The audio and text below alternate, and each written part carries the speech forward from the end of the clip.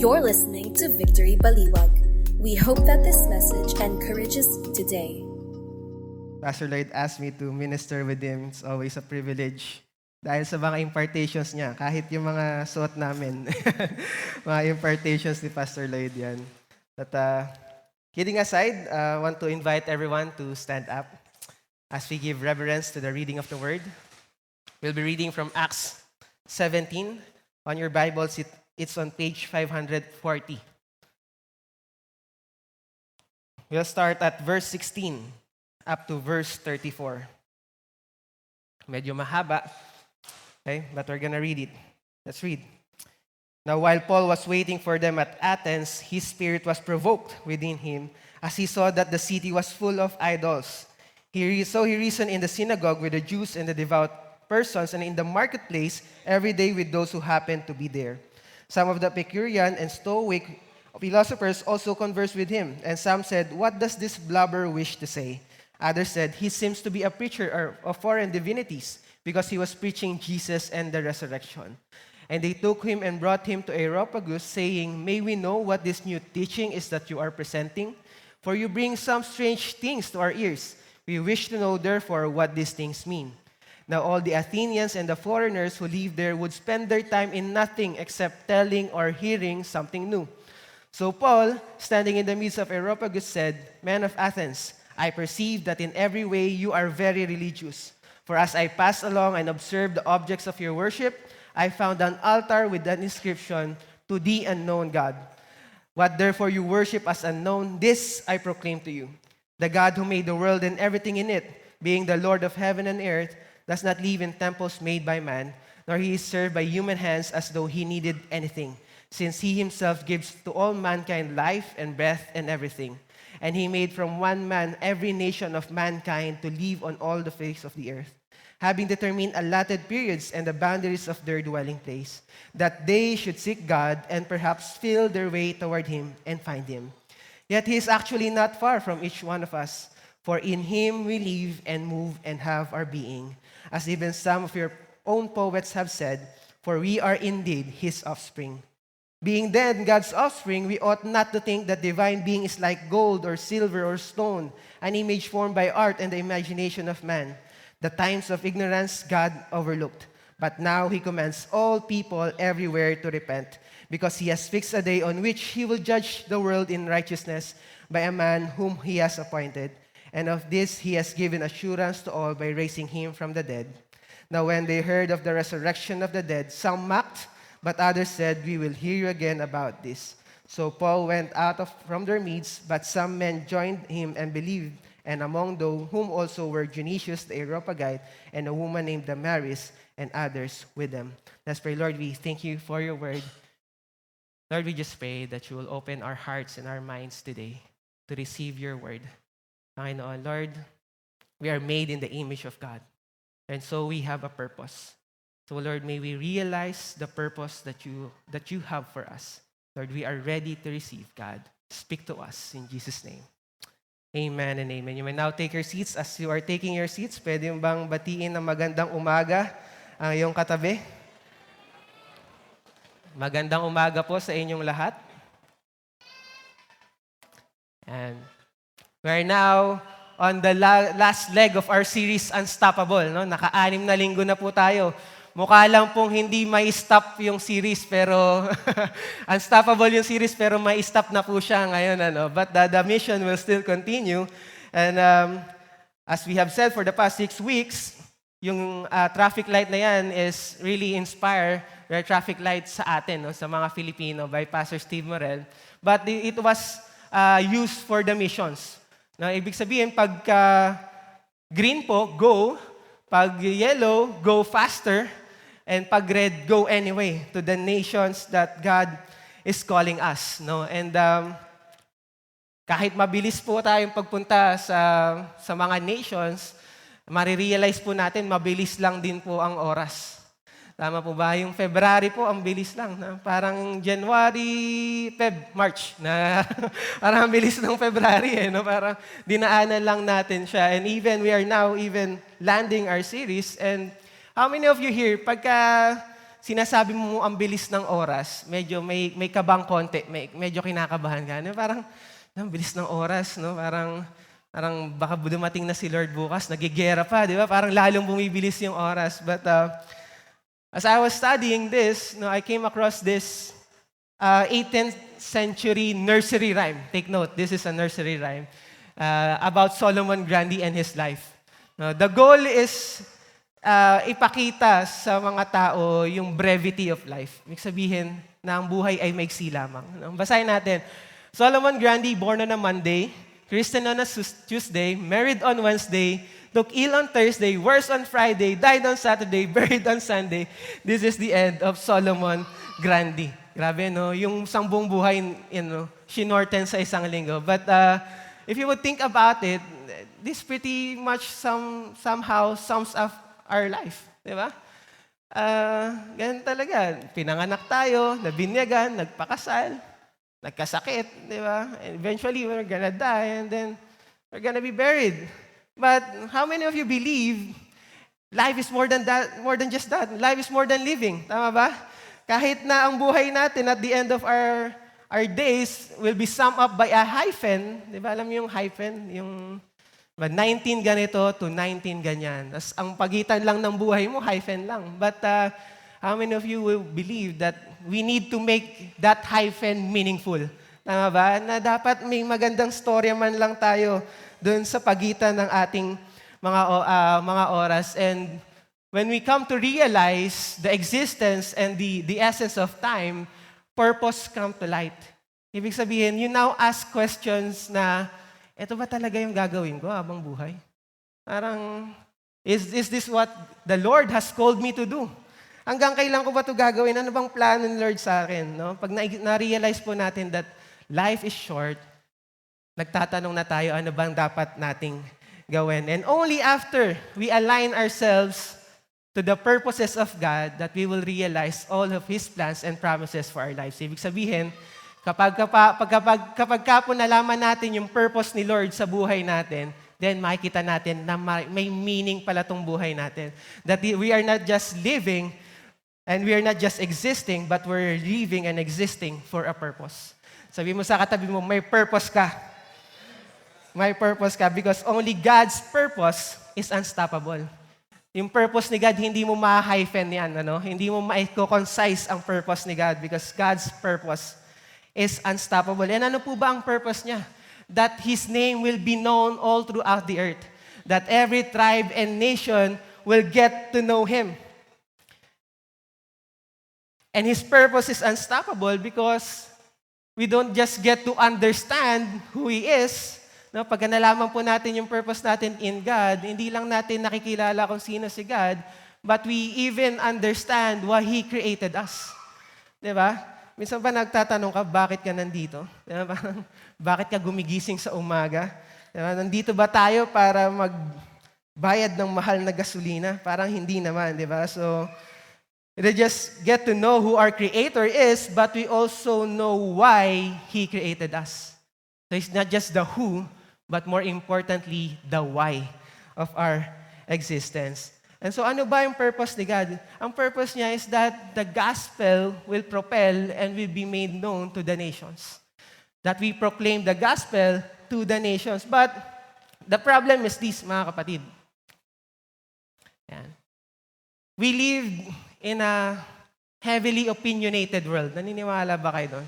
Na lahat ng tao ngayon ay may kanya-kanyang opinion. Diba? And knowledge is within our fingertips. Diba? Dati ang hirap mag-aral. Dati ang hirap alamin kung totoo ba yung sinasabi nung nagsasalita sa harap. Pero ngayon may ChatGPT na. Diba? Yung iba nga dito, china-ChatGPT kung anong totoo yung sinasabi ko. Nakikita ko diba? So, diba? Because knowledge is so within our reach, within our fingertips, everyone now has their own kind of truth.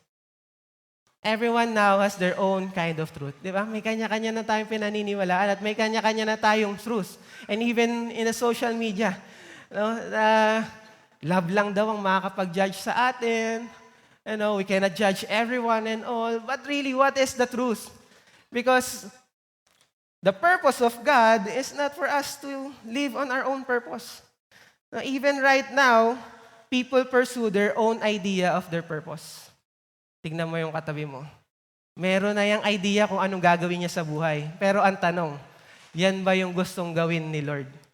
Yan ba yung gustong pagawa sa'yo ni Lord? Diba? So now in this day and age of knowledge and opinion-driven world, how can we proclaim God's purpose in a way that will cross their minds, the border of their minds, and reach their hearts? Kasi nowadays po, hindi po pwedeng matalino ka lang.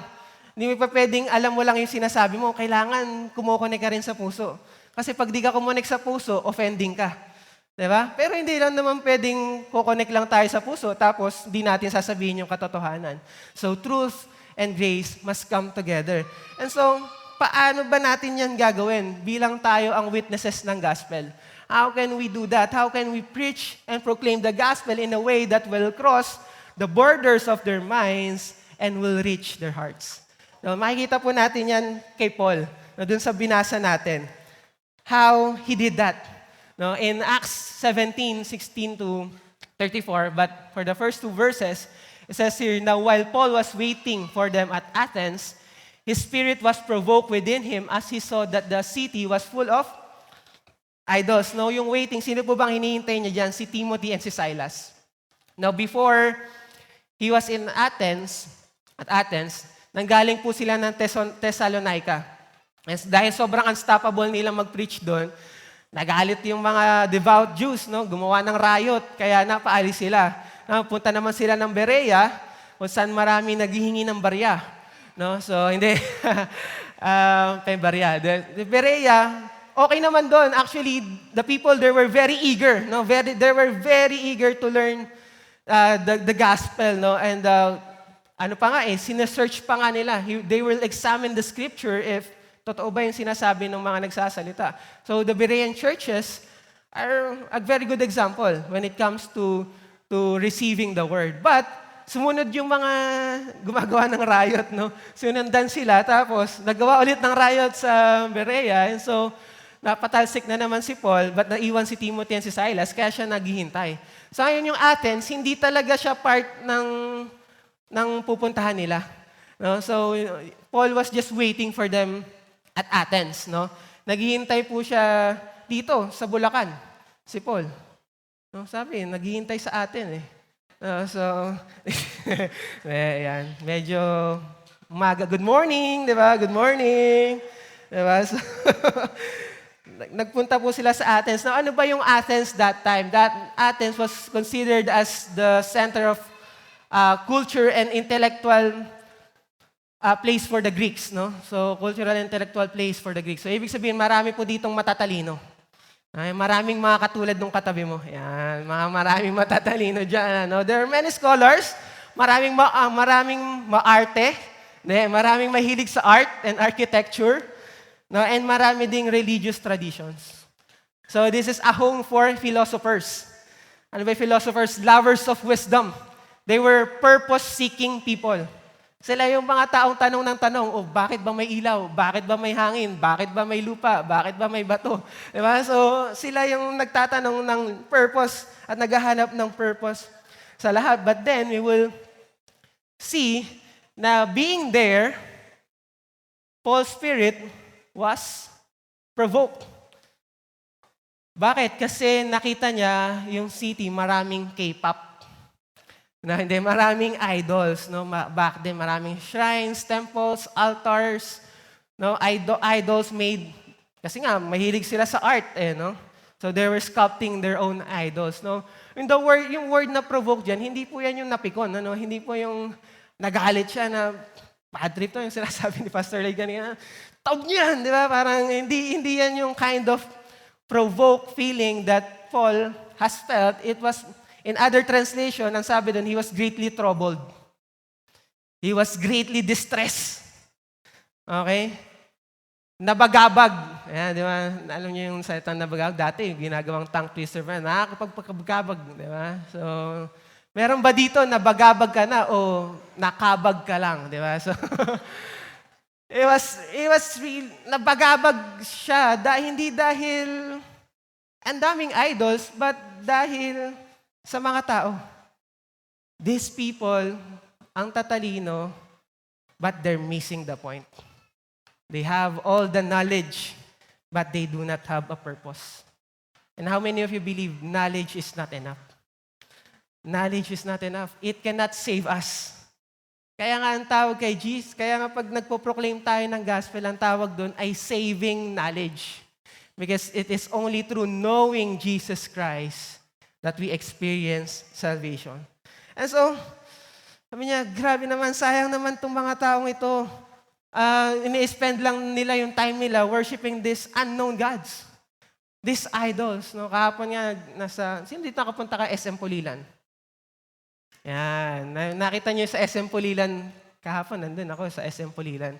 Ang daming idols doon, ang daming idols. Pero hindi naman ako nag-cause ng commotion. Hindi ko naman tinaob yung mga But you see, sabi nga, it will pique your curiosity, bakit ba nila ginagawa to?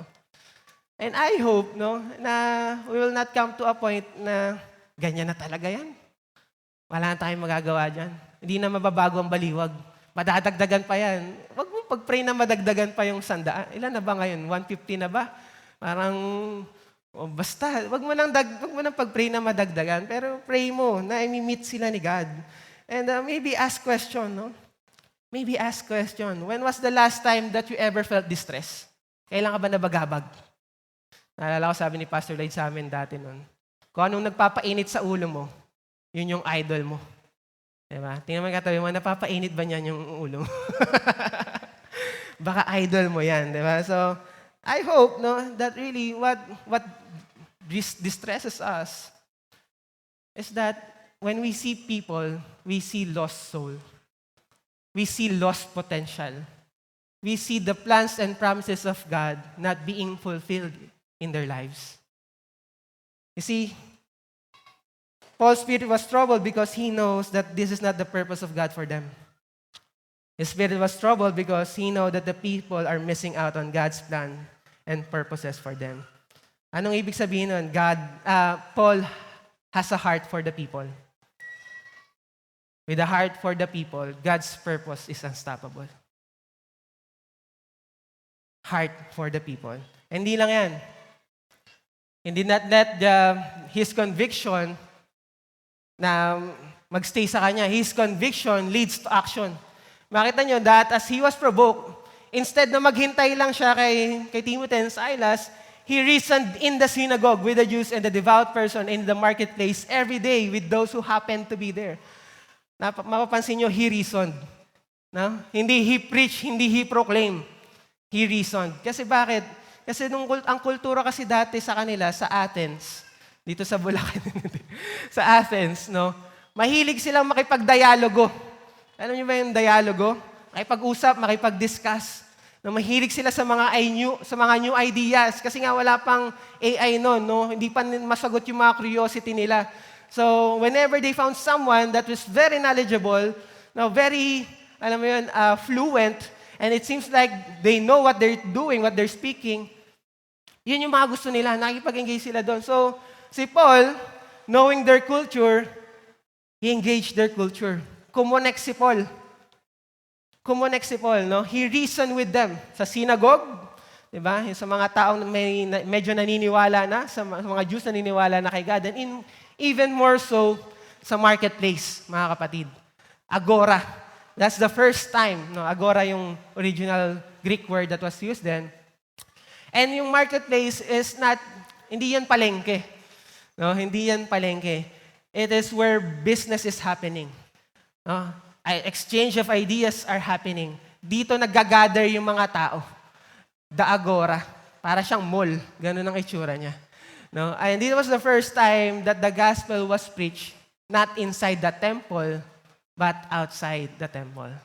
Not just inside the church, but is outside the church. Kaya sabi ni Pastor Lloyd kanina, how many of you believe that God is not just a God inside our church, but is a God even outside the church? Diba? And even in our marketplaces, no, ano po bang implication sa atin yan? Yung marketplaces nun, natin ngayon, ay yung sphere ng influence kung nasaan ka. Magsabihin, saan ka ba nilagay ni Lord ngayon? Ano bang marketplace mo? Okay? Sino po dito nasa education sector ka? Education. Ayan, mga teacher. Now, that's your marketplace. No, sino dito nasa law and government? Ako dati, nasa law and government ako. Businesses. Ayan, mga business people. Okay? Arts and media. Ayan, akademika. Libreng plug. Medical, mga doktor. Ayan, walang doktor dito. Engineering and architecture. Okay, alam niyo ba that you are there not by accident. God has placed you there. That is your mission field. That is your marketplace. And you ought to bring the gospel to that place. Pero, wag naman agad, kakalabanin mo agad yung mga prinsipyo at belief nila. No? Lalo na sa government. No? Marami kang kalaban dyan. Pero, yung ba dapat, kalabanin ba natin agad sila? Tingnan natin kung anong ginawa ni Paul. No? Again, importante na meron tayong heart for the people in our marketplace. No, it all starts with a heart for the people. The question would be, meron ka bang heart sa mga tao in your sphere of influence?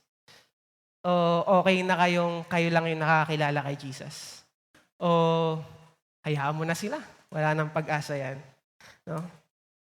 How do you feel about your family, your friends, your classmates, your office mates, your business mates who have yet to know Jesus? I hope that we're gonna pray that God will give us a heart for the lost. No?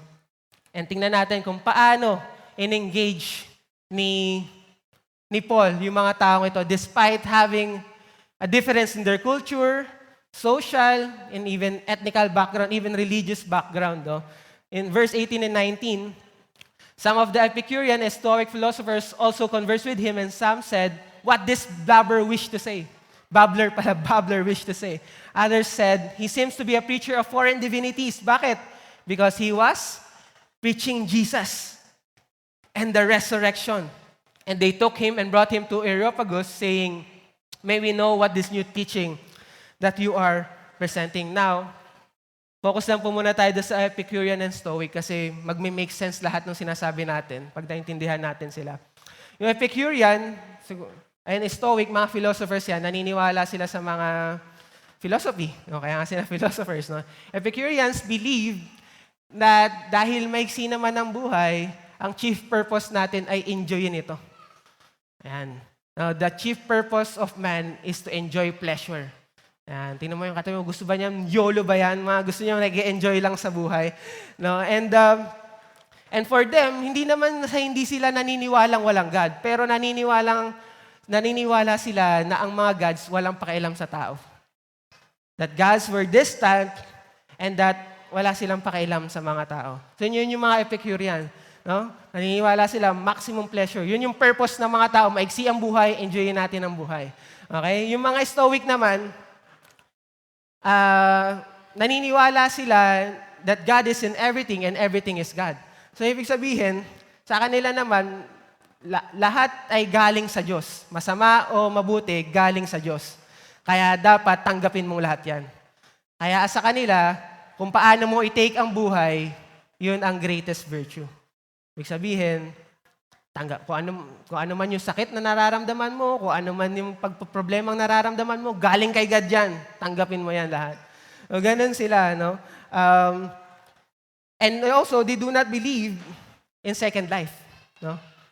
So, hindi sila naniniwala na may buhay pa kasunod nito. No? Because they do not believe in faith. No? And so, looking at that two groups of people, ma-realize natin na ang paniniwala talaga nila is naniniwala silang may Diyos, pero ang Diyos ay malayo at walang pakialam. Na ang purpose ng tao ang pinaka-importante. Ang gusto ng tao ang pinaka-importante. Ang Diyos walang pakialam sa atin yan. Okay? But how many of you believe, no, that even today, somehow nangyayari pa rin yan, nararamdaman pa rin ng mga tao yan that God is distant. Minsan ba naramdaman mo medyo malayo si Lord sa'yo? Di ba? Ako naramdaman ko na yan. Kanina lang. De, joke. Parang, at some point, there are people out there who feels the same way.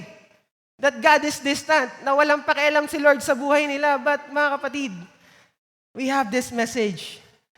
Ano yung preach ni Paul? He was preaching Jesus. We have a God who came down from heaven, lived the life we should have lived, and died the death we should have died in our place. And 3 days later, He rose again from the dead, proving that He is the Son of God. Our God is not distant. Naniniwala ba kayo that God is close to you? Yes! God is close to us, and that is His message for everyone. That is His message for every people. Nakilala natin that we are all part of God's redemptive purpose. Naalala niyo yung topic natin last time, the mission, the story of the unfolding of God's redemptive purpose. We are all part of that story, and even those people outside, they are part of that story. So, hindi malayo talaga si Lord. Malapit sila.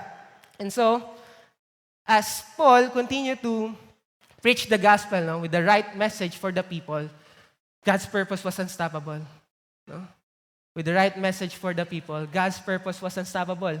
Hindi mapigilan si Paul, and with his consistency, he was invited sa Areopagus. Yung Areopagus po, yun po yung daanan ng pagkain.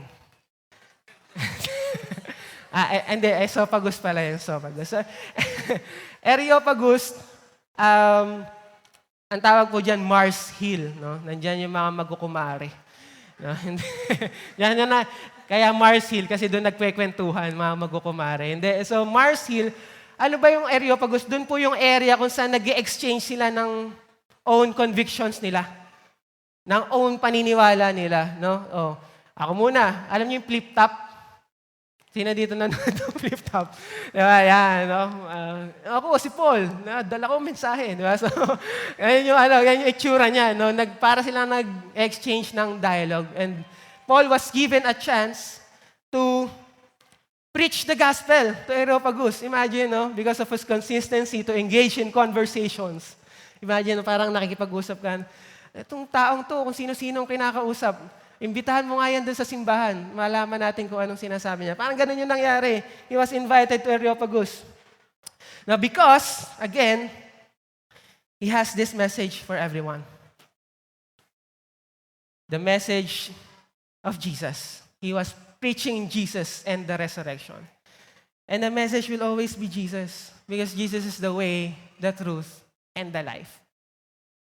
Alam niyo po, pag kumausap tayo ng tao, marami naman tayong makikwento tungkol sa kabutihan ni God sa buhay natin. Tama ba? Marami naman tayong makikwento tungkol sa mga ginawa ni God sa buhay natin. But the story is not about us. The gospel is not about us. It's about Jesus. Si Paul, ganda ng storya niyan. Pag kwento niya yan doon, di ba? Maniwala kayo sa akin, nabulag ako. Tapos di ako nakita, tapos na-meet ko si Jesus. Totoo talaga itong sinasabi ko, pero hindi yun yung message ni Paul. He was preaching Jesus and His resurrection. And yun lang po yung kailangan natin, no? The right message for the people will make God's purpose unstoppable. And so, dahil nga sa persistence ni Paul, sabi nila, for you bring some strange things to our ears, we wish to know therefore what these things means. No? Dahil curious si Paul sa kanila, naging curious din yung mga tao sa kanya. Because he was asking them, ano bang paniniwala ninyo? Bakit ba yan yung sinasabi ninyo? Now, all the Athenians, no, makasarili po yan, no? Mga Athenians, no? Atin yan, di ba? Atin yan. So, and foreigners who live there would spend, tingnan niyo po ito, their time in nothing except telling or hearing something new. Okay? Sa kanila po nanggaling yung Mars, ano bang latest? They would spend their time in nothing except for telling or hearing something new. Ganun sila ka-eager for knowledge, for purpose. No, that they would spend their entire day asking those things and looking for those things. They were very curious. And contrary, no, dun sa huling pinuntahan ni Paul, na kung saan yung mga tao very eager to the gospel. Ito naman, very curious lang sila. No, very curious lang sila. But then again, that curiosity lead him to propel the gospel. No, they were very hungry for knowledge. But how many of you would agree with me that the gospel is more than knowledge? No? Ito pong pinipreach namin sa inyo, no, though in-study namin ito, it is more than just head knowledge. This is not just information, mga kapatid. Yung mga naririnig niyo po ngayon, umaga, ay hindi lang informasyon. But this is a gospel, a message that could bring transformation. And i-encourage po namin kayong lahat, no, na wag po sanang itong manatiling information sa ating lahat. Na nawa po, itong mensahe na na-receive natin, the gospel of transformation, will be also share it to other people. And so ito na, makita na natin kung paano in-address ni Paul yung mga tao in a different culture, social, economic background, in different contexts, which is, by the way, very important to us right now when it comes to the preaching of the gospel. Diba? Lalo ngayon, napakainit ng mga diskusyon sa social media on how you should preach the gospel. And somehow, siguro, it would have leave you on the gray area. No? Parang, it has leave you on the gray. Ibig sabihin, confused. Paano ba talaga kami magre-respond? Do we just preach the gospel in truth? Or do we preach the gospel by being relevant to them and relating to them? And somehow, makikita natin, paano ginawa ito ni Paul? So, verse 22, so Paul, standing in the midst of the Areopagus, said, "Men of Athens, I perceive that in every way you are very religious. For as I passed along and observed the objects of your worship, I found also an altar with this inscription, to the unknown God, what therefore you worship as unknown, this I proclaim to you." That's why yung salitang provoke kanina, hindi po talaga yung galit. Kasi makikita niyo dito, he was not led by emotion. When he preached the gospel, Paul was not led by emotion, but by observation, mga kapatid. Pag nag-share po tayo, hindi po, wag po yung galit na galit ka. Parang, mali ka nga, di ba? Hindi. Ask questions. Be curious about them. And observe. Observation, not emotion, mga kapatid. Kung paano natin ipipreach ang gospel sa kanila. Tingnan mo ginawa ni Paul. I perceive. I observe that you were very religious. No, hindi niya minak yung unknown. Meron siyang nakita to the unknown God, pero inasar ba ni Paul? Anong unknown God? You foolish people. Di ba? Hindi niya sinabi yan, di ba? But sabi niya, what therefore you worship as unknown, this I proclaim to you. He was moved with compassion. Again, a heart for the people makes the gospel, makes God's purpose unstoppable. Lagi doon po nagsisimula, mga kapatid, sa puso that beats for the lost. Again, when we engage people outside the church, even inside the church, we're all coming from different backgrounds. Lagi po natin tandaan yan. Okay? Hindi po natin alam ang pinanggalingan ng mga tao. And so we cannot just impose to them our beliefs, our faith. Anong unang dapat natin gawin? We relate to them. We connect to them. Anong unang ginawa ni Paul? Paul made a connection. Okay? He didn't lead or he didn't start with condemnation but by conversation. Alam ko po marami tayong masisita at mapupuna sa labas. Pero hindi po yun yung umpisa. Okay? Hindi po yun yung gateway para ma-preach yung gospel. Not condemnation but by conversation. As we continue, and ito yung laman, no? When he was given, no, kumonect na siya. No, tandaan niyo, kumonekta muna siya. And then he was given this opportunity to share the message. Ito, ganito po niya inumpisahan. Tingnan niyo po kasi very helpful ito pagka nag-share tayo ng gospel. The God who made the world and everything in it, being the Lord of heaven and earth, does not live in temples made by man, nor is he served by human hands as though he needed anything. Since he himself gives to all mankind life and breath and everything. Saan po nag-umpisa si Paul? Because they were asking about everything in all about creation. No? So he started with the Creator. Merong kang nakausap na nagtatanong ng dahilan ng buhay, laging pinakamagandang simula ay kung sino ang nag-create sa Kanya. Sino bang creator natin? Who's the creator? It is God who created everything. The world and everything in it. So what does it mean? World and everything is our creator, being Lord of heaven and earth. Being Lord of heaven and earth means He is sovereign. Okay? He is sovereign. Tingnan po natin yung mga themes na shinare ni Apostle Paul dyan kasi helpful po yan pag nag-share tayo. Nor is He served or does not live in temples made by man. No, kasi ang daming shrines dati, ang daming altars na they believe doon nagre-reside si God. And how many of you believe na it is not bound, God is not bound by temples made by human hands? And dito nga tayo sa Walter di ba? So, di ba?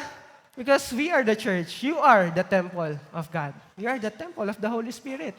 Di ba? Nor is He served by human hands as though He needed anything. Na kailangan nating bigyan ng bigyan. Alam mo, nag-aalay pa tayo kay God, di ba? Hindi. He doesn't need us.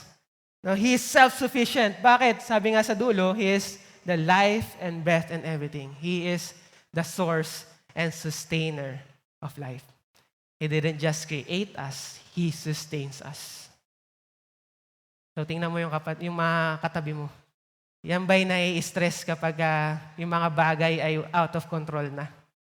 Sabihin mo, hindi ka source ng buhay. Si Lord ang source ng buhay. No? Continuing on, and He made, after nun? After the creation, He made from one man every nation of mankind to live on all the face of the earth, having determined allotted periods and boundaries of their dwelling place, that they should seek God and perhaps feel their way toward Him and find Him. Yet He is not actually what? Not far from each one of us. Nakita niyo kung paano wini-weigh ni Paul yung sharing ng gospel from the creator to the creation. That we are created by God. Na lahat ng tao sa mundo ay created by God, and it is God who is sovereign. May timeline si God sa lahat. And so, parang si Solomon Grandi, di ba? Meron timeline ng buhay natin. And so, if our time is bound, then we ought to ask, what is our purpose? If our time is bound, then we ought to ask, what is our purpose? And kanino pa natin malalaman yung purpose natin, kundi kay God. Diba? Sino makakapagbigay ng answer sa atin? It is God. And so those people out there, they're looking for purpose. Mga kapatid, naniniwala po kami. Kayo ba, bago kayo mapunta dito, di ba naghahanap ka rin ng purpose?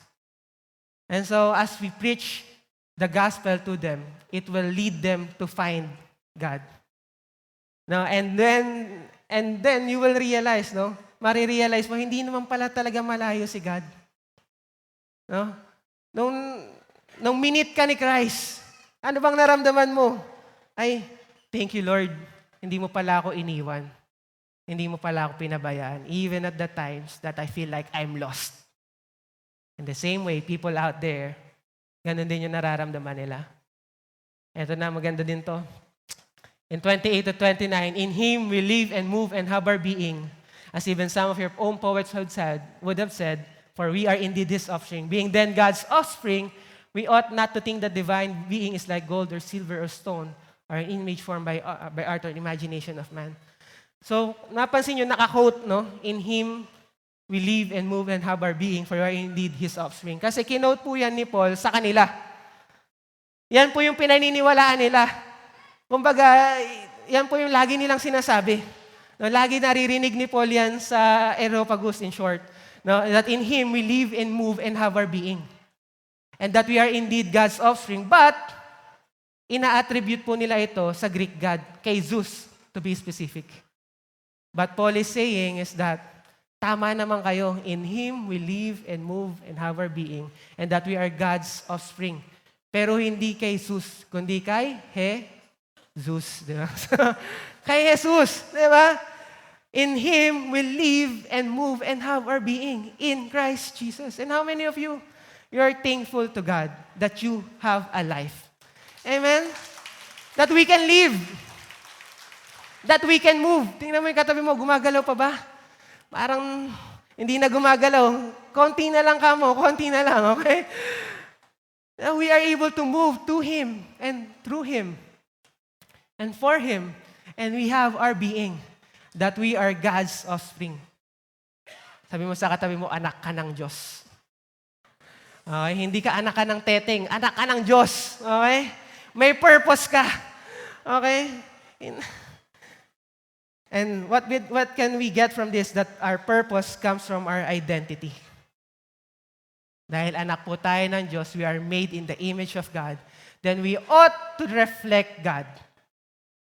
Nakikita ba ng mga tao sa buhay mo ang Diyos na sinasamba mo? I hope so. And then, makita nyo yung shift. No? Dahil anak po kayo ng Diyos, sabi ni Paul sa kanila, dahil anak po kayo ng Diyos, dapat po hindi natin iniisip na ang Diyos ay isang gold, silver, or stone, o kaya ay ginawa lang ng art at imagination ng man. Very relatable, tama po ba? So, gano'n natin siya papasok pala, no? Na next time, na makakita kayo ng puprosesyon o may mga idols sa bahay, hindi mo gibain niya, di ba? So, okay, I perceive you were very religious, di ba? Ang gano'n natin siya umpisahan. Tapos, alam niyo ba na anak ka ng Diyos? At bilang anak ng Diyos, dapat di natin siya kinukulong dyan. You see, the pattern. Galing ni Paul, no? And ito, from connection to correction. Makikita ninyo. The times of ignorance, God overlooked, but now He commands all people everywhere to repent. Because He has fixed a day on which He will judge the world in righteousness by a man whom He has appointed, and of this He has given assurance by all by raising Him from the dead. He made the connection, made the conversation, and yet made a correction. The gospel in love, in grace, and in truth. Ibig sabihin, mga kapatid, mahal natin sila. Pero dahil mahal natin sila, kailangan na lang malamang makasalanan sila. Pero hindi naman doon natatapos eh. Anong promise? That there will be resurrection. That there gonna be eternal life in Christ Jesus. And as I end, this is very important as well as we obey God. Ito yung naging response nila. How many of you, ang galing ni Paul? How many of you believe, no? Ang galing ni Paul, no? Na-preach niya yung gospel ng sobrang seamless, no? Nakakonect siya sa mga tao and yet hindi niya na-dilute yung message. Na-correct pa niya yung mga tao. But ito yung response ng mga tao sa kanya. When they heard of the resurrection of the dead, some mocked and others said, we will hear you again about this. So Paul, ano ginawa ni Paul? He went out from their midst. But some men joined him and believed, among whom was also Dionysius the Areopagite, and a woman named Damaris and others with them. So ano pong makikita natin dito? When we preach the gospel, when we share the gospel, may mga responses tayo marireceive. We will expect responses. Una, rejection. Part po yun. Rejection is part. Ano pa? Reflection. Pag-iisipan ko muna. Sino dito, nung in-invite ka sa simbahan, ayun, next time na lang, pag-iisipan ko muna. Pero eventually, andito ka rin naman. Diba? And there are those who will receive the gospel. Kung mapapansin ninyo, on the past few weeks, puro nakikita natin, great many number were included, were added to the church. Pero dito kahit gaano kaganda yung presentation ni Paul sa gospel, only some men believe. And how many of you, kaya ni Paul makipagdebate sa kanilang lahat, di ba? Kaya ni Paul patunayan sa kanilang lahat na totoo si Jesus. Pero anong ginawa ni Paul? He went out from their midst. Ano ibig sabihin nito, mga kapatid? Kailangan mo lang mag-obey. Hindi mo kailangan patunayan ng sarili mo. You always make room for God to move. Our goal is obedience. And we entrust the harvest to God. Our goal is obedience and we entrust the harvest to God. Just share the good news, mga kapatid. And let God, with His power, move in their lives. Sabi po, I want to end with this. Partly end with this. Do all the good that you can. John Wesley, no? Do all the good that you can by all the means you can, in all the ways you can, in all the places you can, at all the times you can, to all the people you can, as long as ever you can. Ano po ba yung do all the good na yan? Ibig sabihin po niyan, share the gospel. Share the gospel. Share the good news that you can. By all means you can. In all the ways you can. In all the places you can. At all times that you can. To all the people that you can. As long as ever as you can. Because that is God's purpose for us. And God's purpose in us unstoppable. Even Paul would say in 1 Corinthians 9:22-23, to the weak I became weak, that I might win the weak. I have become all things to all people, that by all means I might save some. I do it all for the sake of the gospel, that I may share with them in its blessing. So mga kapatid, as we go out there and share the gospel, lagi po natin tandaan kung ano yung ginawa ni Paul.